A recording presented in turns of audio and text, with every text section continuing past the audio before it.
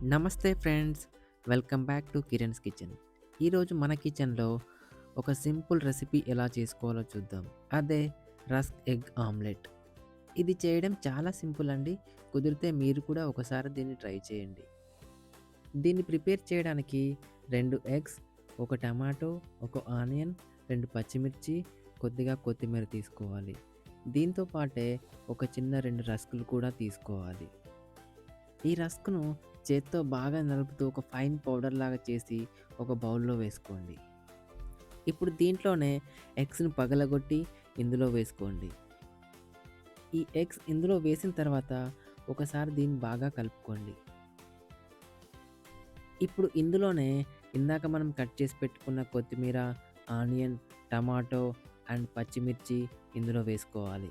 ఆ తర్వాత కొద్దిగా ఉప్పు అండ్ అలాగే కొద్దిగా కారం, వాటితో పాటు కొద్దిగా గరం మసాలా వేసుకోవాలి.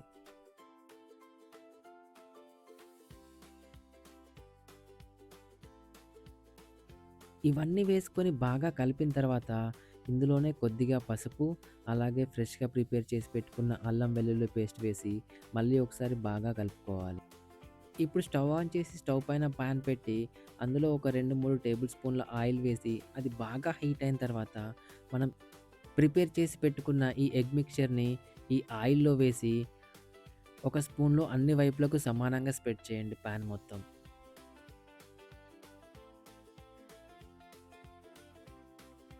దీన్ని ఇలాగే ఆయిల్‌లో ఒక 5-7 మినిట్స్ ఫ్రై చేయండి. ఆ తర్వాత దీన్ని ఒక వైపు నుంచి మరో వైపుకు తిప్పుకొని వేసుకోవాలి. ఈ ప్యాన్‌లోనే మీకు దీన్ని డైరెక్ట్‌గా తిప్పడానికి అవ్వకపోతే దాన్ని ఒక ప్లేట్‌లో తీసుకొని దాన్ని రివర్స్‌లో మళ్ళీ ఈ ప్యాన్‌లో వేయండి.